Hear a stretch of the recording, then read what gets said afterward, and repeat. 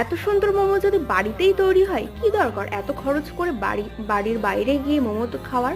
তো চলুন আজকে সেই মেনুটাই শেয়ার করা যাক। তো প্রথমে আমরা চিকেন কিমা, পাতাকপি, গাজর, বিনস, তারপর ক্যাপসিকাম, কাঁচা লঙ্কা, রসুন কুচি, ভিনিগার, একটু সস আর একটা ডিম এবং 1 চামচ সাদা তেল গরম করে ভালো করে মাখিয়ে নেব।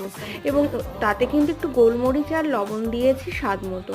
তারপর মেখে রাখা ময়দা থেকে লিচি তৈরি করে তার মধ্যে পুরটা ভরে দিলাম।